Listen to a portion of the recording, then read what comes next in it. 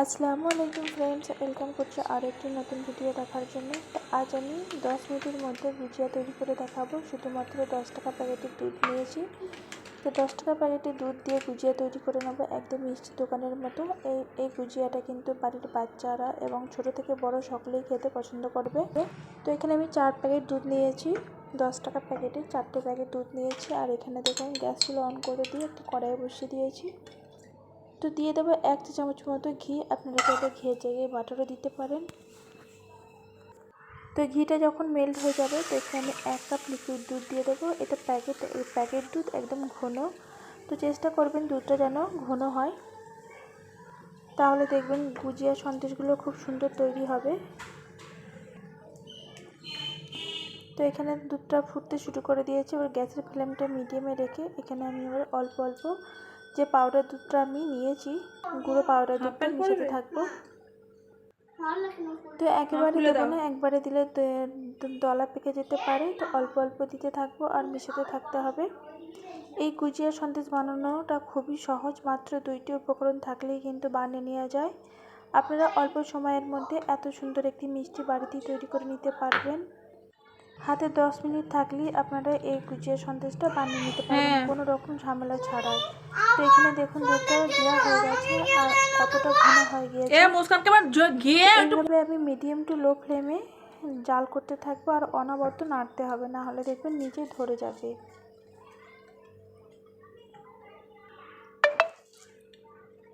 তো আস্তে আস্তে দেখুন অনেকটা ঘন হয়ে গেছে। তো এখনও আমি 5 থেকে 7 মিনিট জাল করে নেব।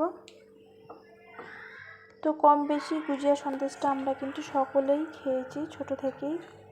আর এখানে আমি দিয়ে দিলাম 2 থেকে 3 চা চামচ মতো চিনি, ছোট চায়ের চামচি। খুব বেশি বড় নয় চামচিটা। মিষ্টিটা তবে বুঝে দেবেন, আপনারা যে পরিমাণে মিষ্টি খেতে চাইবেন সেই পরিমাণে মিষ্টিটা দিয়ে দেবেন। আর এখানে আমি চিনিটা গুঁড়িয়ে নিয়েছি এবং পাউডার করে নিয়েছি। তো চিনিটা দেওয়ার পরে একটু মিশ্রণটি পাতলা হয়ে যাবে মিষ্টির যে ব্যাটারটা, তারপরে জাল করতে করতে আবারও দেখবেন ঘন হয়ে যাবে। তো এইভাবেই আমি জাল করে নেব। আর এই যে মিষ্টির ব্যাটারটা একদম ঘন মতো করে নিয়ে নামিয়ে নিতে হবে। তো এখানে দেখুন অনেকটা ঘন হয়ে গেছে। তো এই পর্যায়ে এবার আমি বন্ধ করে দেবো গ্যাসটাকে, আর বেশি জাল করব না। ঠান্ডা হয়ে যাবার পরে কিন্তু অনেকটা এবার টেনে নেবে বা শক্ত হয়ে যাবে। তো যে প্লেটের মধ্যে আমি তুলে নেব মিষ্টির ডোটাকে, তো হালকা ঘি মাখিয়ে নিলাম। এবার আমি তুলে নিচ্ছি। দেখুন সব মিষ্টির ডোটাকে একটু চাড়িয়ে নিলে কি হয়, তাড়াতাড়ি ঠান্ডা হয়ে যেতে সুবিধা হবে।